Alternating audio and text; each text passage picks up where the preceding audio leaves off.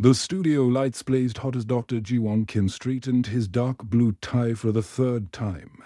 His palms were sweaty, but not from nervousness.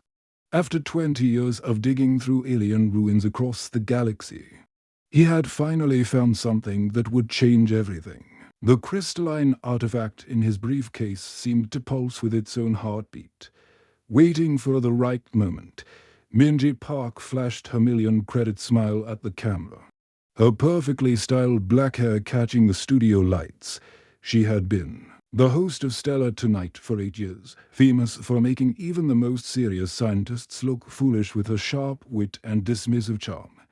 Tonight would be different. Though she didn't know it yet. Good evening. I'm Minji Park, and welcome to another edition of Stellar Tonight, she announced to the live audience of 12 million viewers across 17 star systems. Tonight we have Dr. Ji-won Kim, a xenoarchaeologist who claims to have made the discovery of the century on Tau Ceti Prime. Doctor, thank you for joining us. Ji-won nodded politely. Behind the cameras, he could see the production crew going about their routine, completely unaware that their comfortable understanding of the universe was about to shatter. Thank you for having me, Ms. Park. So tell us about this amazing discovery, Minji said, her tone already carrying a hint of mockery. You claim to have found evidence of ancient aliens. Isn't this just another conspiracy theory? We've heard these stories before from treasure hunters and fame seekers. The audience chuckled softly. This was exactly what they expected. Another crackpot scientist getting demolished on live television. Ji-won had watched previous episodes where Minji had torn apart researchers with far less controversial claims. Not a theory, Ji-won replied. His voice steady and calm. Archaeological fact. My team and I discovered a buried facility 3 kilometers beneath the surface of Tau Ceti Prime. The structure contains records and technology that predate all known galactic civilizations by at least 10,000 years. Minji leaned back in her chair, her smile growing wider. Come now, Doctor. You're asking our viewers to believe in little green men hiding underground. What's next? Flying saucers and alien abductions. More laughter from the audience. Ji-won noticed how Minji's eyes seemed to flicker for just a moment, as if she was accessing some internal database. Strange. But he pushed the thought aside. The beings who built this facility weren't green, Ms. Park, according to the records we've translated. They were part of something called the Galactic Council. They maintain detailed files on every species in the galaxy, including threat assessments and containment protocols. Containment protocols. Minji's laugh sounded slightly forced now. Are you suggesting aliens have been controlling us? I'm not suggesting anything, Ji-won said quietly. I'm stating facts based on archaeological evidence. The facility contained massive quantum computers still running after millennia, maintaining surveillance networks across the galaxy.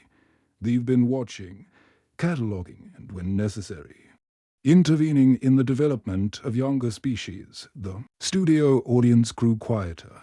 Something in Ji-won's tone was different from the usual conspiracy theorists who appeared on the show. He spoke with the precision of a scientist presenting peer-reviewed research. Minji shifted in her seat, her media training kicking in. Doctor, even if we accept your claims about finding some old computers, surely you can't prove they were monitoring specific individuals. That would require access to classified information that simply doesn't exist. Ji-won's expression hardened. This was the moment he had been building toward. Actually, Ms. Park, the records are quite specific.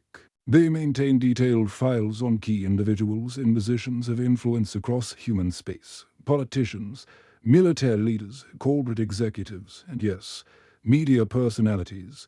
That's ridiculous, Minji said, but her voice wavered slightly. You can't possibly have evidence of something so specific. The xenoarchaeologist reached into his briefcase with deliberate slowness. The crystalline tablet he withdrew was unlike anything the audience had ever seen. It was roughly the size of a standard data pad, but it seemed to contain swirling galaxies of light within its transparent structure. As soon as it left the briefcase, the device began to emit a soft, musical humming that the studio microphones picked up clearly. "This is a council data core," Dion explained, holding the artifact carefully. "It contains personnel files dating back 3,000 years. The technology is so advanced that our best scientists can barely understand how it works, but we've managed to access some of the data." Minji stared at the device, her professional composure beginning to crack. The swirling lights within the crystal seemed to respond to her presence, pulsing brighter whenever she looked directly at it. "Actually, Ms. Park," Ji-won said softly, his eyes never leaving her face, "I think you'll find this very interesting, especially the part about you." The studio fell completely silent except for the alien device's ethereal humming. Ji-won placed the crystalline tablet on the studio desk. Between them, the moment it touched the surface, the device came alive with brilliant light. A three-dimensional hologram erupted from its core, filling the space above the desk with swirling alien symbols and star charts that rotated slowly in midair. The studio audience gasped collectively. This wasn't some cheap parlor trick or computer-generated effect. The hologram was solid-looking, casting real shadows on the desk and reflecting off the studio lights. Ancient text inflowing. Elegant script began scrolling through the display like a cosmic library opening its secrets. "What is that?"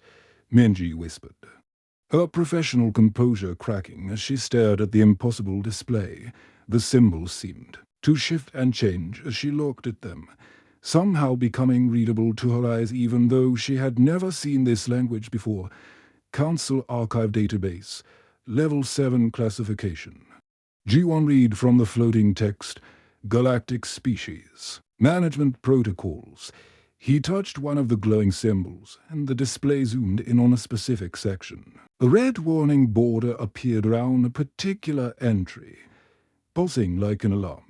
The text was now in perfect standard galactic, as if the device had automatically translated itself for their understanding. Minji felt her heart skip as she read, the words floating in space before her. Species designation, Homo sapiens sapiens. Ji-won's voice cut through the stunned silence of the studio. Origin world, Terra, Sol system, classification, apex predator species, threat level, maximum, current status, successfully contained. Minji's confident smile began to falter as more information cascaded through the hologram. Star maps showed human-controlled space, but with strange red zones marking areas she had never heard of, population numbers that didn't match official records. Technology assessments that described human capabilities far beyond what she knew existed.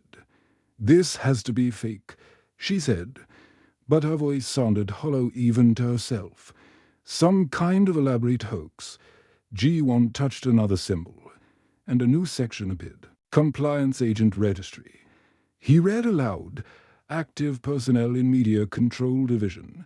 A list of names began scrolling past, hundreds of them, all marked with identification codes and assignment details. Then Minji saw it, her own name, glowing brighter than the others. Subject, Park, Minji, Agent Code 4821, Assignment, Stellar Tonight Broadcast Suppression. Activation date, 17 years ago. Status, active and unaware. The blood drained from Minji's face so fast that she felt dizzy. Her hands began to tremble as more details appeared in the holographic display. Medical records, showing genetic modifications she had never consented to, brain scan images revealing tiny implants at the base of her skull, behavioral conditioning protocols with dates spanning her entire adult life. "This is ridiculous," she whispered, but even as she said it, strange flashes of memory began flickering through her mind. A sterile white room with curved walls that seemed to bend impossibly. Tall figures in dark robes standing over her while she lay on a metal table. The sharp, burning pain of something being inserted into her brain, and through it all, a voice telling her to forget, to sleep, to wake up as someone new. "The Council has been suppressing humanity for 3,000 years, G1 continued, his voice gentle but relentless. "They discovered our species when we first achieved faster than light travel. What they found terrified them beyond measure. More images flashed through the hologram. Ancient human settlements on worlds that were supposed to be uninhabitable. Massive space battles between primitive human ships and advanced alien fleets, with the humans somehow winning through sheer determination and impossible tactics. Archaeological sites showing human technology that surpassed even current galactic standards. They tried to wipe us out completely," G1 explained to the transfixed audience. "But every time they thought they had succeeded, humans would emerge from some impossible hiding place, stronger and more determined than before. We adapted to every weapon they used against us. We turned their own technology back on them. We refused to stay dead." Minji watched in horror as the hologram showed the Council's final desperate plan. Instead of trying to destroy humanity, they would control it from within. Selected humans would be taken as children, their memories suppressed, their personalities rewritten. These compliance agents would be placed in positions of influence throughout human society, and knowingly working to keep their own species docile and contained. "No," she breathed, touching her throat where she suddenly remembered a thin surgical scar that had always been there but never explained. "No, this can't be real." From the corner of her eye, she saw the studio's security team moving toward the stage. Their leader was speaking rapidly into his comm unit, probably trying to cut the broadcast feed, but something else was happening that made her blood run cold. 3 of the security guards moved with perfect synchronization, their eyes vacant and fixed. They weren't trying to stop the broadcast to protect the show. They were trying to stop it to protect the secret. "Hyan, now." G1 called to someone offstage. A young man in technician's clothing appeared from behind the cameras, holding a device that looked like a combination of human and alien technology. He activated it with a sharp electronic beep, and suddenly every screen in the studio displayed the same message. "Signal override active, broadcasting on emergency channels." "The broadcast is now transmitting across 17 star systems," G1 announced as the security team froze in confusion. Every human world, every space station, every ship in the void is seeing this. Minji stared at her own face reflected in the holographic display, but it wasn't the face she remembered. Subtle differences in bone structure showed where her features had been altered. Her eye color had been changed. Even her height had been modified through careful surgical intervention. She wasn't Minji Park, beloved talk show host. She was someone else entirely. Someone whose real name and real life had been stolen away in that sterile white room so many years ago, and across the galaxy. Millions of humans were discovering the same terrible truth about themselves. Minji's body went limp as if someone had cut the strings holding her upright. She slumped back in her chair, her eyes rolling back as a dam burst inside her mind. 23 years of carefully constructed memories crumbled like sandcastles in a tsunami. She was 7 years old again, standing in the observation deck of a massive council vessel. The ship was so large that it had its own artificial sky, complete with floating gardens and crystalline towers that reached toward the ceiling. But it wasn't beautiful to her young eyes. It was a prison. Your parents resisted the relocation order. A tall figure in midnight blue robes had told her. The being's face was hidden behind a mask that seemed to shift and flow like liquid metal. They chose violence over compliance. We had no choice but to defend ourselves. Little Minji had pressed her face against the viewport, watching her home planet Kepler for a 38b burning in the distance. The colony her parents had built with their own hands was nothing but glowing craters now. 200,000 humans, gone in a single orbital bombardment. We will give you a new life. The masked figure had promised, a better life, you will. Forget this pain and become someone important. Someone who helps maintain peace in the galaxy. The memories came faster now, each one a knife in her chest. The medical bay where they had changed her face, her height, even her voice. The null conditioning chambers where they had slowly, carefully, rewired her brain to forget her real name. Her real family, her real self.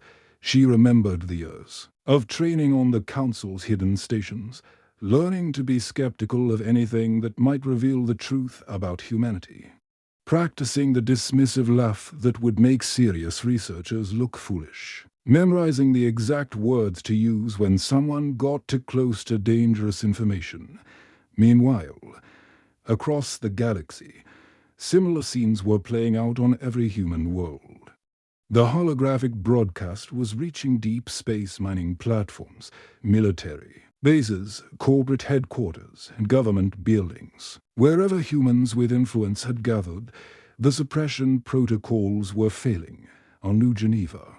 Corporate executive Kyun Holi was in the middle of a board meeting when his personal communicator it up with the emergency broadcast. As he watched Ji-won's evidence unfold, his own memories began to surface. The boarding school he had attended wasn't on Earth at all. It was a council facility where they had trained him to keep human corporations focused on safe, profitable ventures instead of dangerous technological advancement. 3-star systems away. Admiral Sujin Kang was commanding a patrol fleet when the signal reached her flagship. She had always wondered why certain areas of space were marked as unexplored despite clear evidence of human settlements in the navigation computers. Now she understood. Those weren't empty systems. They were human worlds that had been wiped from official records. The awakening spread like wildfire through the human colonies. Senator Hai-Jin-yu collapsed during a committee hearing as she remembered her real parents. Farmers on a rim world who had been relocated when their agricultural experiments produced crops that cowl. Degrow in space. Mir Dongwoo Park stopped mid-speech as he recalled being taken from his family's ship, where they had been developing faster-than-light communication technology. Back in the studio, Minji's eyes snapped open, now filled with a fury that made the air itself seem to vibrate. She looked at the holographic display still floating above the desk, at her own false identity glowing an alien script. "We weren't meant to be farmers and miners," Ji-won said to the cameras, his voice cutting through the chaos as security teams throughout the studio began turning on each other. Some were loyal to the show, others to hidden masters. The archaeological evidence shows human settlements on worlds that should be uninhabitable. Desert worlds with no water. Ice worlds with no atmosphere. Gas giants with crushing gravity. But we were there. We thrived there. The hologram shifted to show images from Ji-won's dig sites. Massive underground cities carved into the hearts of dead worlds. Fusion reactors that had been running for millennia without maintenance. Spacecraft designs that looked like organic creatures, capable of repairing themselves and adapting to any environment. "This is what we really are," Ji-won continued. "Not the peaceful traders and explorers the Council wanted us to become. We're survivors. We're builders. We're the species that looks at the impossible and says challenge accepted." Minji felt something pressing against her palm. Looking down, she saw a small red button built into the arm of her chair, hidden from the cameras but perfectly. positioned for her thumb. As the fake memories cleared from her mind, she understood what it was: an emergency beacon. One press would summon a council response fleet within hours. Her programming screamed at her to press it. Every fiber of her reconstructed personality demanded that she end this broadcast, stop this dangerous revelation, protect the careful order that had kept the galaxy stable for 3,000 years. But then she remembered her real parents. Her father, who had taught her to read star charts before she could walk. Her mother, who had shown her how to repair a fusion engine with nothing but spare parts and determination. Both of them gunned down by council peacekeepers for the crime of being too human. Her real name surfaced from the depths of her buried memories. Not Minji Park, the compliant talk show host. Lee Hae-won, daughter of rebels, heir to a legacy of human defiance. She looked directly into the camera, her eyes blazing with the fire of truth. The false smile was gone, replaced by something far more dangerous: determination. Ladies and gentlemen, she said, her voice carrying across 17 star systems to millions of humans who were finally remembering who they really were. Everything you've been told about humanity's place in the galaxy is a lie. The beacon remained unpressed. Minji's fingers flew across her personal communicator with the speed of someone who had spent years managing galactic media networks. But now, instead of suppressing information, she was unleashing it. Her access codes still worked, her authority still carried weight, and within minutes she had overridden content filters across dozens of major broadcast networks. Priority override 77 Alpha. She spoke into her device, using emergency protocols. She wasn't supposed to remember. This is Agent. No. She paused, her real identity burning bright in her mind. This is Lee Hae-won, and I'm sending you the story that will change everything. The response was immediate and terrifying. On the mining colony of Kepler 45 to C, Administrator Jinwoo Nam was reviewing quarterly production reports when every screen in his office lit up with Ji-won's evidence. As the truth hit him, buried memories of his real purpose surfaced. The mining operation wasn't just extracting rare metals. Hidden beneath the surface, massive weapons were being manufactured by automated systems that had been running for centuries. Computer, activate Protocol Omega. He found himself saying words that came from somewhere deeper than his conscious mind. The ground beneath the mining colony split open like a flower blooming. Weapons platforms the size of skyscrapers rose from concealed launch bays, their surfaces gleaming with technology that made current human military hardware look like stone. Axes, the miners working the surface weren't just laborers either. They were soldiers who had been programmed to forget their training, now remembering how to operate weapons that could crack planets. Similar scenes played out across human space. On the cargo vessel Horizon Runner, Captain So-young Kim had always wondered why her ship was built with such thick armor plating for a simple freight hauler. Now she understood, as hidden weapon ports opened along the hull and military-grade shields flickered to life. Her cargo wasn't goods at all. It was advanced technology being moved between secret human installations, all stations. This is the Runner. She broadcast on frequencies she wasn't supposed to know existed. The sleepers are awake. Repeat, the sleepers are awake. The response came from vessels across the shipping lanes. Dozens of merchant ships revealed themselves as heavily armed warships.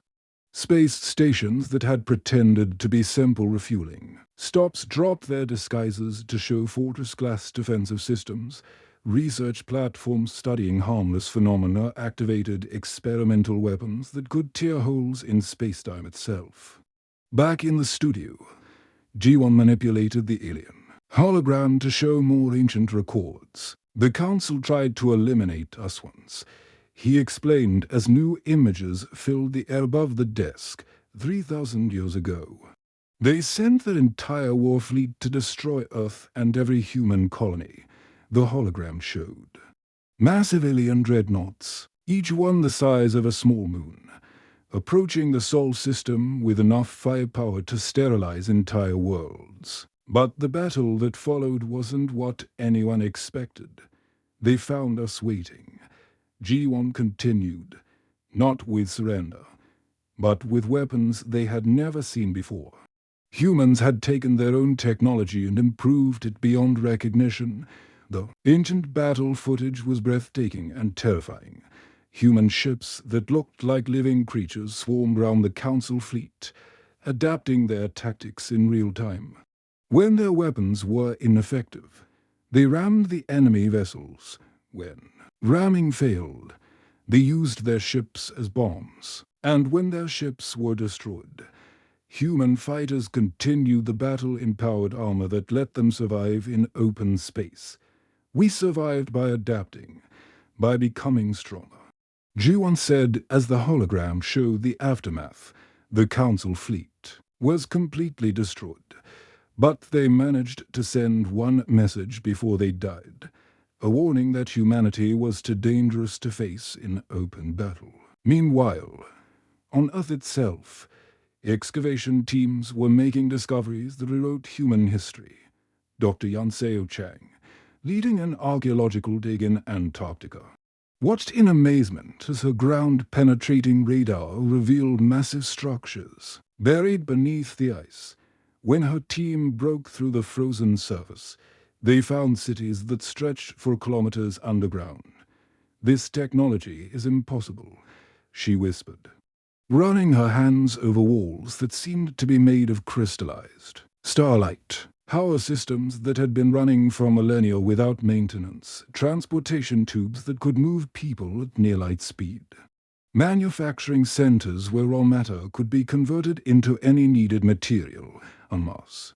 The colonial government had always wondered why certain areas were off-limits to settlement. Now Governor Taiho Shin understood as automated factories emerged from beneath the red dust. These facilities had been producing advanced spacecraft, weapons, and technology for thousands of years, operated by artificial intelligences that had patiently waited for the moment when humanity would remember its true nature. In the asteroid belt, mining operations that had seemed barely profitable revealed their true purpose. The asteroid miners weren't extracting metals, they were weapons. Platforms disguised as industrial equipment, capable of launching projectiles at significant fractions of light speed. Each rock they had supposedly been mining was actually a kinetic weapon aimed at strategic points throughout the galaxy. The Council's response was swift and predictable. Within hours of the broadcast, their sleek warships began dropping out of hyperspace round Major. Human worlds. These weren't the massive dreadnoughts of ancient times, but elegant vessels that relied on advanced technology rather than brute force. Admiral Velter, commanding the Council Pacification Fleet, opened communications with Earth, expecting to negotiate with the same compliant humans they had managed for millennia.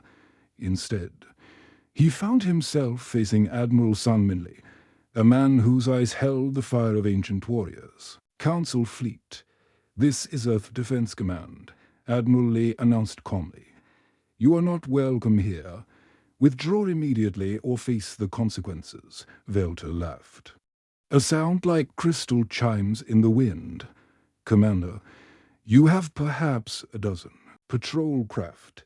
We have brought 40 vessels equipped with planet crackers. Surrender now, and we will be merciful." Admiral Lee smiled.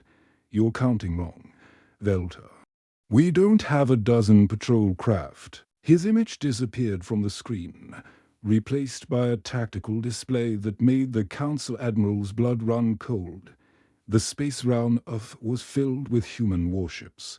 Not dozens, but thousands. They had been hiding in plain sight as cargo vessels, research stations, mining platforms. Now they revealed their true nature as the most advanced military force the galaxy had ever seen. "We have been waiting for you," Admiral Lee's voice echoed across the communications channel. "Welcome to the real war.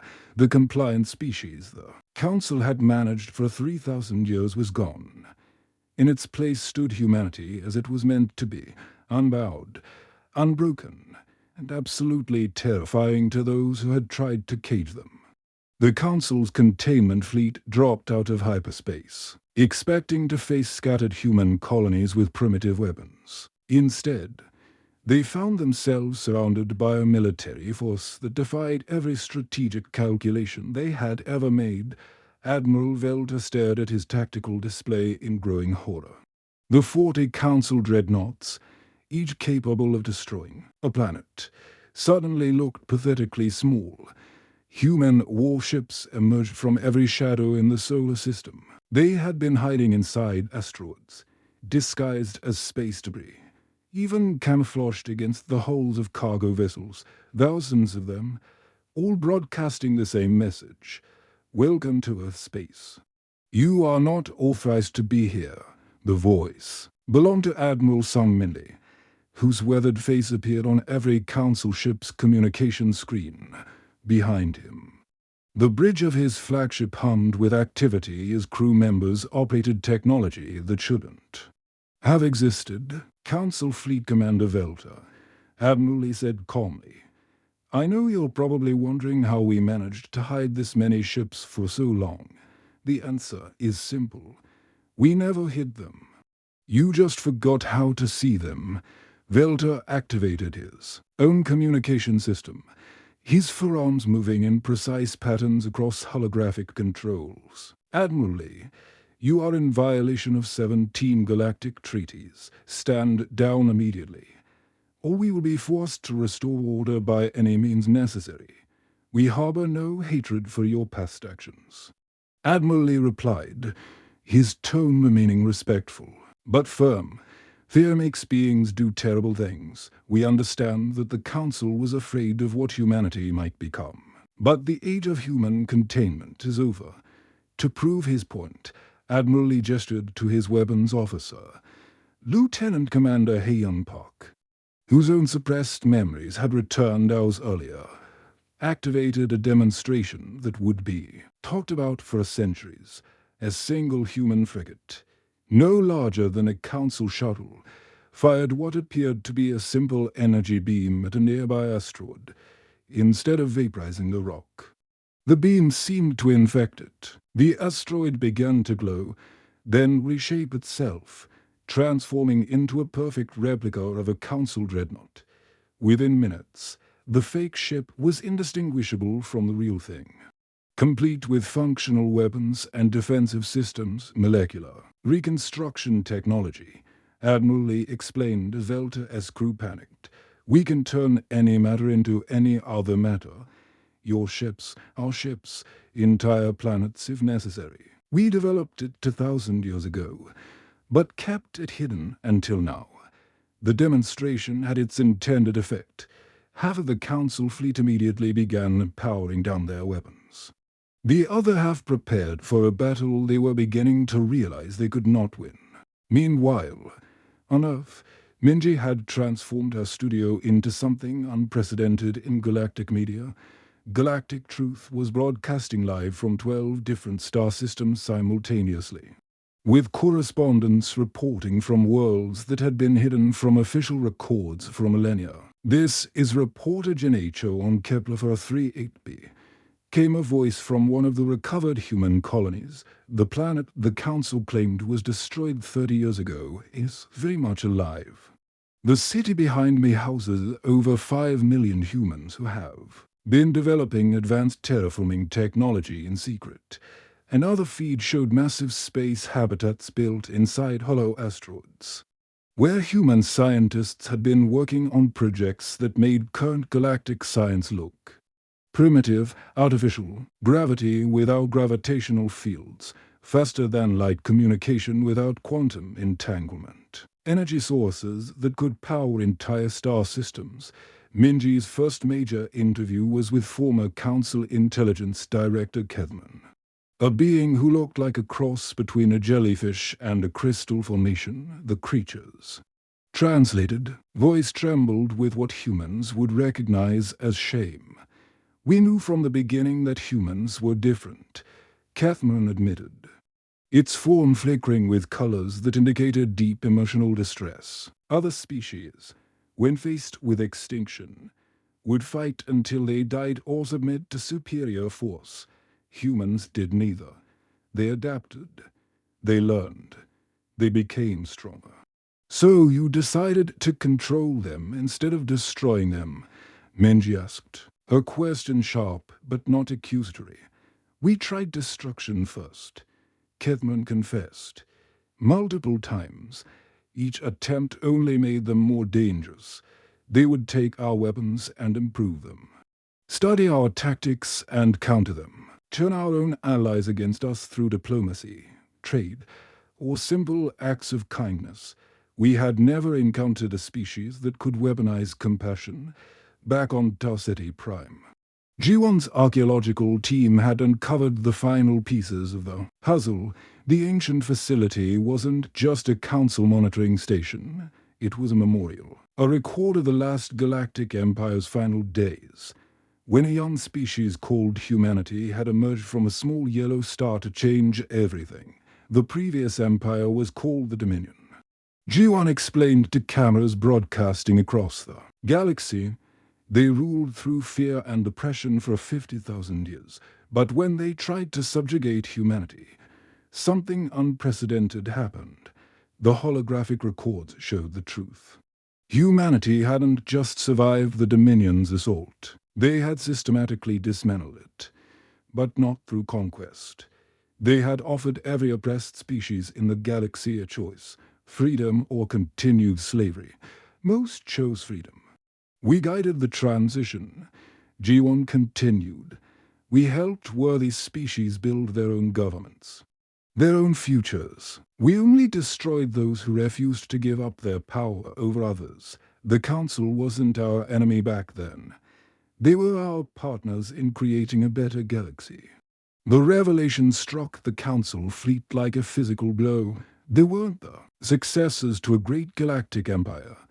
They were the descendants of species that humanity had helped liberate. Their entire civilization existed because humans had chosen mercy over domination. Admiral Velta found himself facing a choice that would define the future of galactic civilization. He could order his fleet to attack, knowing that they would be destroyed by forces beyond their comprehension, or he could acknowledge the truth that was staring him in the face. "Admiral Lee," he said finally, his voice carrying across the void between their ships, "what do you want from us?" "The same thing we've always wanted," Admiral Lee replied. "To explore the galaxy together, to learn from each other, to build something better than what came before. We're offering you a partnership, not a surrender." The choice spread across the galaxy like ripples in a pond. Some council worlds chose to maintain their old ways, clinging to the illusion of control. But most chose evolution. They opened their borders to human traders, scientists, and diplomats. They shared their knowledge and learned from human innovations. Minji's new show became the most watched program in galactic history. As she interviewed representatives from hundreds of species, all working together to build a future based on cooperation rather than fear, the age of human quarantine was over. The age of human partnership with the galaxy had begun, and for the first time in 3,000 years, the stars themselves seemed to shine a little brighter. The end.